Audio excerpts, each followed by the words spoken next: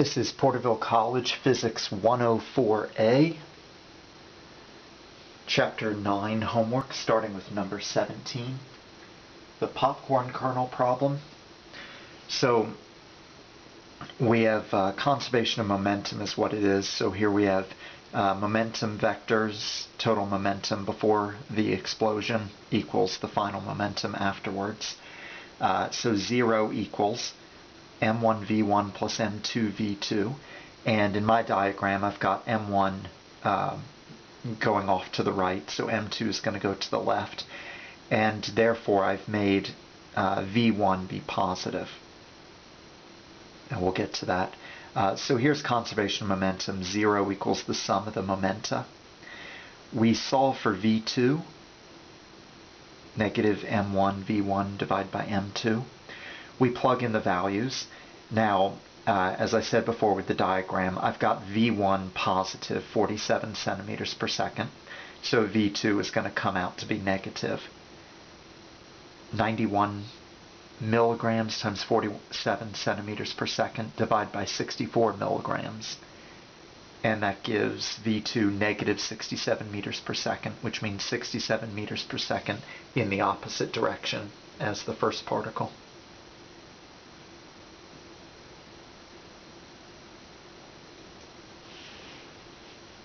Number 25, the interplanetary space probe. How long should the rockets fire? So we have impulse equals average force times time. So the time increment is impulse divided by average force. And it says, okay, impulse of 5.64 Newton seconds divided by the average force, and so you should get 41.8 seconds.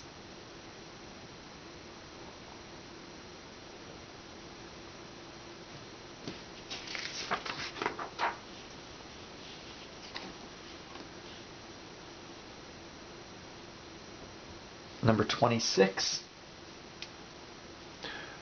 Let's see. Railroad switch yard. Okay, 56-ton freight car towards a 31-ton car moving slower and in the same direction. What's the speed of the cars after they couple? And what fraction of kinetic energy is lost? So this is a totally inelastic collision. And here's the picture as I've drawn the first one going faster than the second one. Here's conservation of momentum equation. m1 v1 plus m2 v2 equals the sum of their masses times v. So you solve this equation for v, and it comes out to be m1 v1 plus m2 v2 divided by the sum of the masses. Plug in those numbers. You don't need MKS units.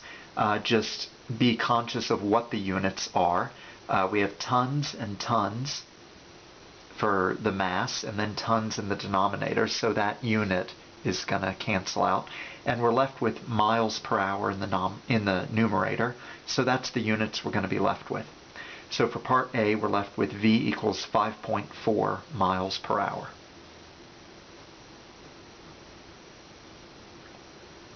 Part B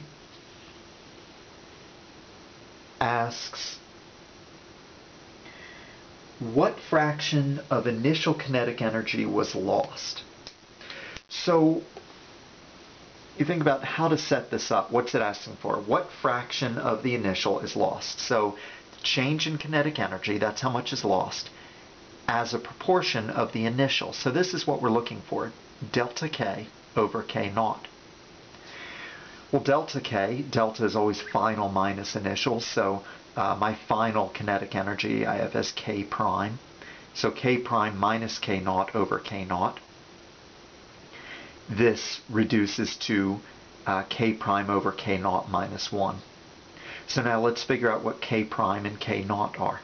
K prime, the kinetic energy after the collision, is 1/2 the mass, the total mass, times v squared, that final velocity that we solved for in part A, over initial kinetic energy. That's the separate kinetic energies of the two trains.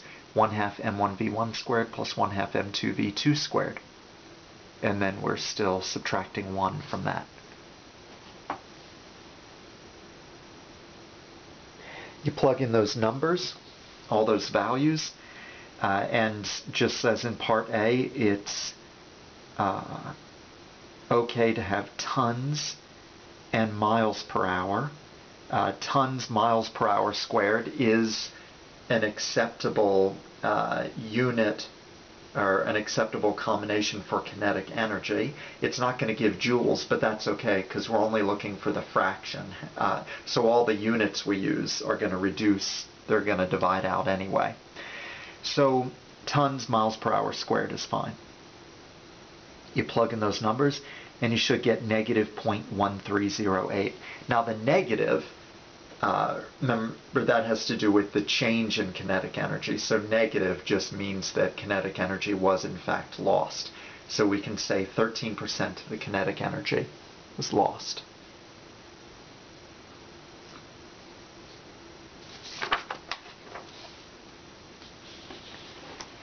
Number 28. A neutron and a deuteron, masses 1 and 2, combine to form tritium. We have initial velocity. What was the deuteron's velocity? Okay, so my neutron with the mass of 1, okay, so that's V1, the deuteron is 2, the tritium is 3. Here are the vectors for the velocities in megameters per second. So conservation of momentum says m1v1 plus m2v2 equals m3v3. We want to solve for v2.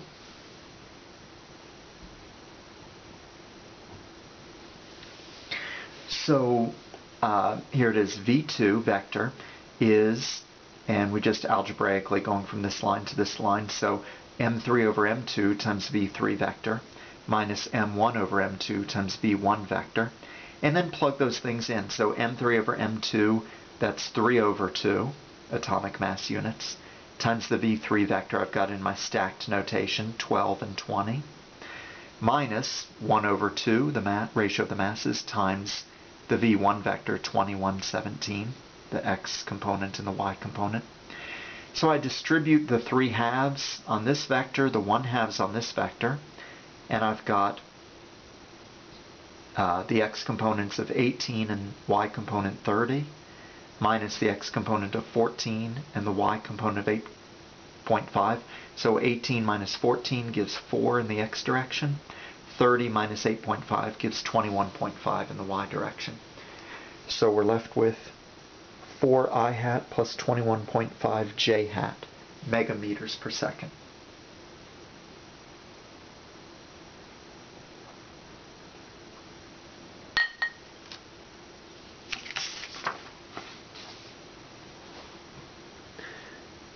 Number 33. Proton collides elastically head-on with a second proton moving in the opposite direction. Find their subsequent velocities. Okay, so you look at the picture I've drawn here. V1 initial, positive 6.9 megameters per second. V2 initial, opposite direction, so negative 11 megameters per second. They are both protons, so their masses are going to be the same. Use this equation right here. This was given in the book, V1 final. So when you do V1 final, here's the equation, and you let the masses be the same, so m minus m, this part goes to 0, and you're left with the second part, 2m over 2m, this fraction here becomes 1, and you're left with V2 initial, so negative 11 megameters per second. So if you look back at this picture, the velocity that 2 was going initially, that's the final velocity of 1. It's going to bounce back where it's 11 megameters per second. Now let's look at V2F. V2F, we use this equation. You found that in the book. And when you let the m's equal each other, 2m over 2m, that becomes 1 times v1i, so we've got v1i. This second term here, m minus m, will go to 0, so we're left with v2 final equals v1 initial, positive 6.9 megameters per second.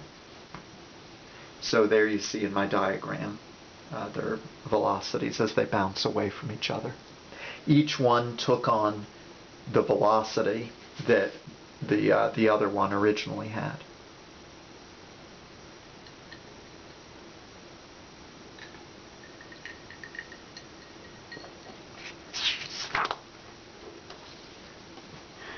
$37.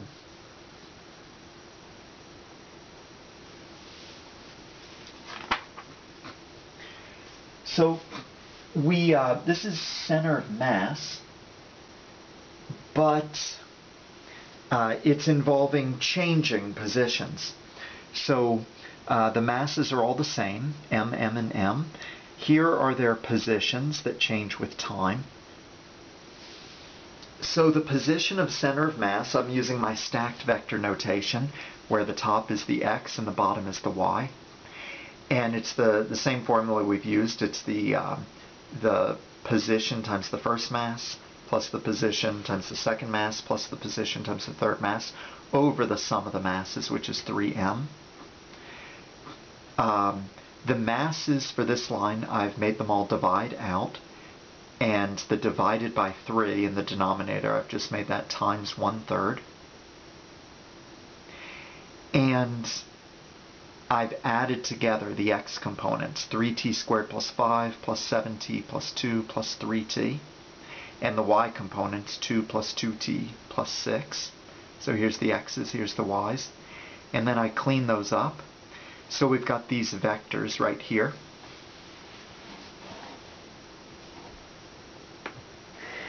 And the final version of it is when we distribute the 1/3, we've got t squared plus 10/3 t plus 7/3 in the x direction, and 2/3 t plus 8/3 in the y direction. Now, to find the velocity of the center of mass, well, that's going to be the time derivative of position. So take the time derivatives of each of these, so you get 2t plus 10/3 in the x direction, and for the y direction you get just 2/3. For acceleration, you take the time derivative of velocity, and that'll give a 2 in the x direction and 0 in the y direction.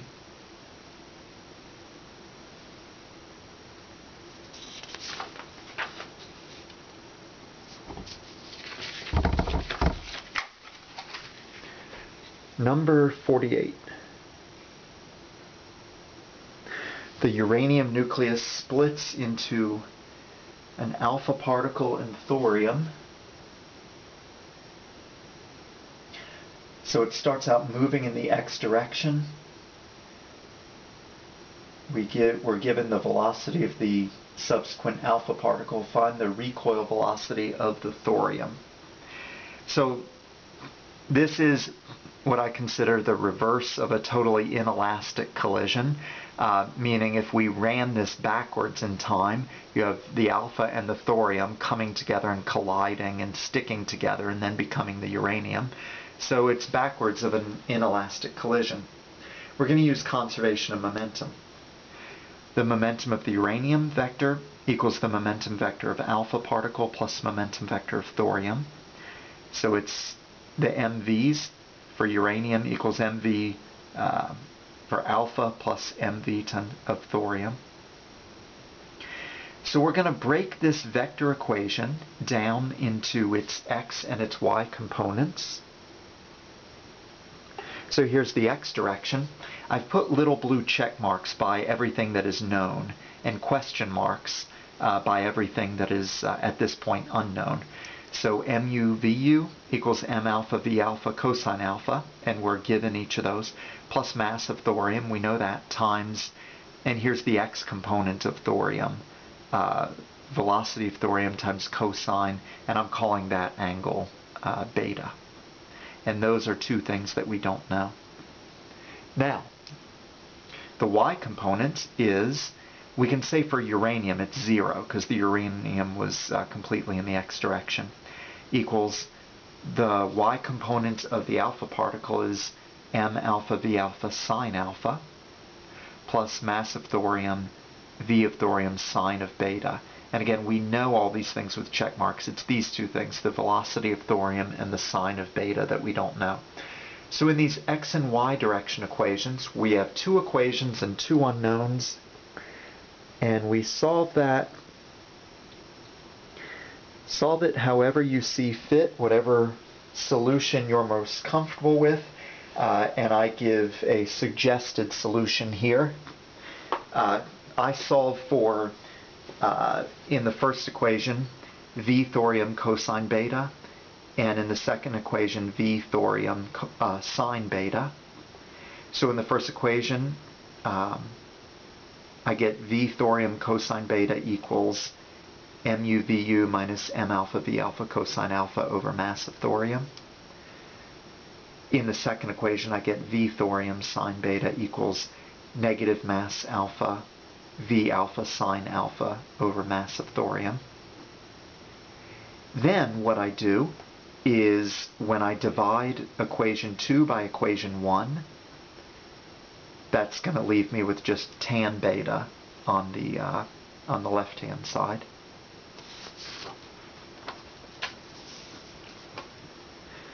And by the way, you might have a better, quicker way, more efficient way of solving those two equations, but again, this is just a suggestion. So when I put them together, I have tan beta equals, and I divided the one by the other, and we have these terms. When I clean it up, it becomes, on this line, tan beta equals m alpha v alpha sine alpha over m alpha v alpha cosine alpha minus mu vu. And I plug in all those values. The units I'm using are atomic mass units, which are going to cancel out. Meters per second, which are also going to cancel out. And we're left with tan beta is negative 0.31274. So I get beta is negative 17.367 degrees. So there we know the angle that the thorium is going to shoot off at. We still need to know the speed of the thorium.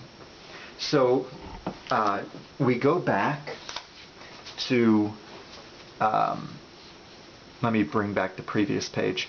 My equation 2, right here, now that I know beta, we could also go back to equation 1, but pick one or the other. I'm going back to equation 2. Now that I know beta, and I have all these numbers, I can solve for V of thorium. So there's my equation 2 right here, dividing by sine of beta.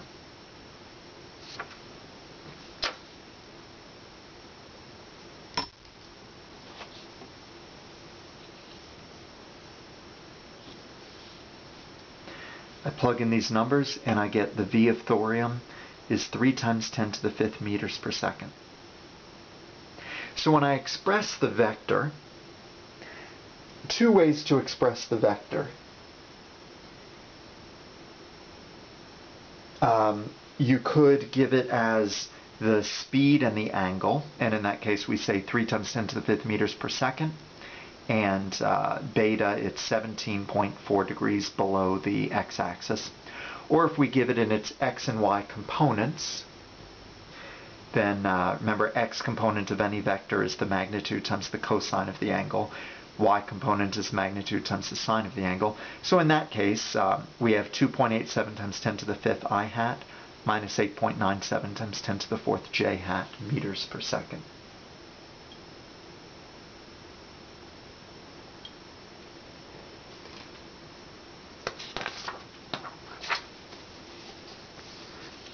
Number 50. Firecracker at rest explodes into 3 pieces. 12 grams along the x-axis, 21 grams along the y-axis. Find the velocity of the third piece. So here's my picture. Here's the masses. First of all, we need to know the mass of the third piece. And because it started out as 42 grams, you subtract and you get, these masses have to add up to 42, so that third piece is 9 grams. Here they are. The first piece goes this way, second piece goes this way. The third piece, even not knowing the speed or the angle, you get a sense if one's going this way, the other's going that way. This third piece has to go down in the y direction to counteract the, or to balance out the positive y direction of this piece. It has to go in the negative x direction to balance out the positive x. So you know it's going off into the to the third quadrant. So we just draw it here with a question mark. Now let's do conservation of momentum. 0 equals the sum of each of the momentum vectors. We want to know what v3 is, so I've solved this equation for the v3 vector. It's negative m1 over m3 v1 vector plus negative m2 over m3 v2 vector. When I take that equation and solve it for its x and y components,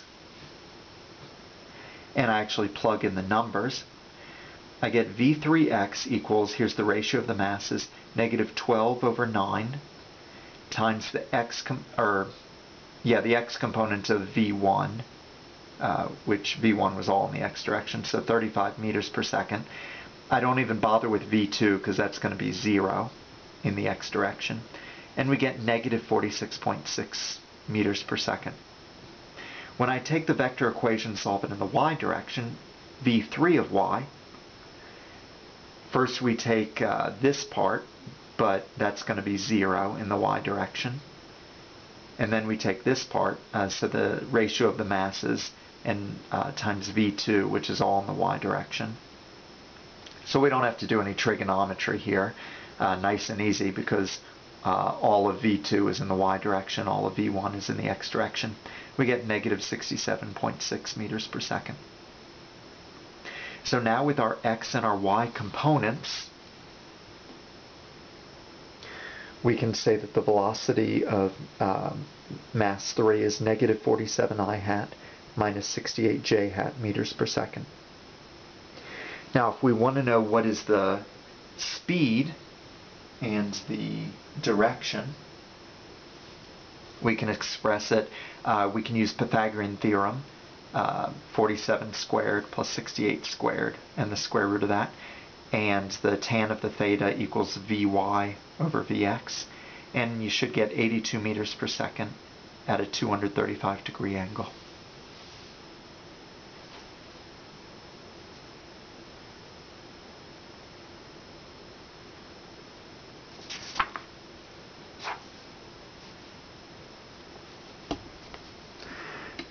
Number 55.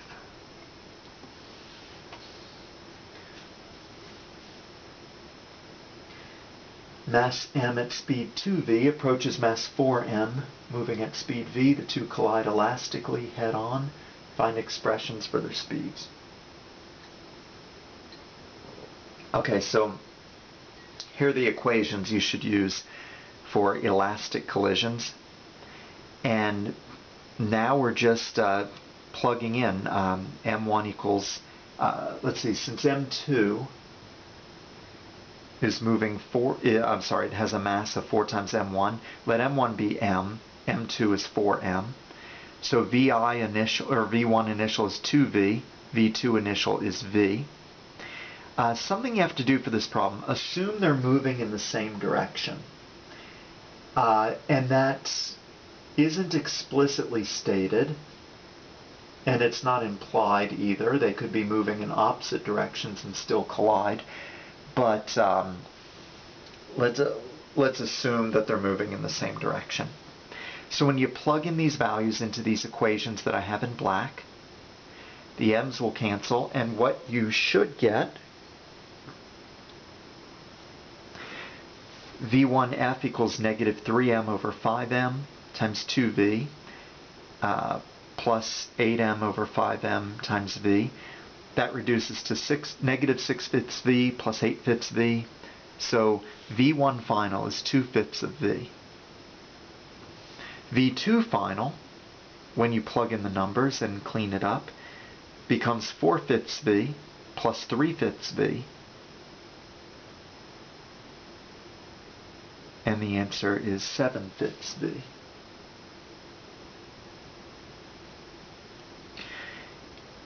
So those are the two answers. 2/5 v for the first one, 7/5 v for the second one. And notice the relative speed is still v. Remember, when you have an elastic collision, they will have the same relative speed, just in the opposite direction. So for number 55,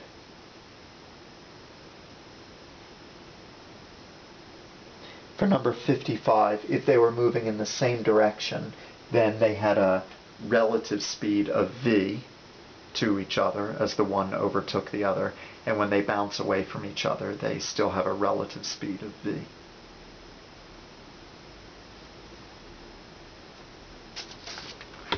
The last one, number 87.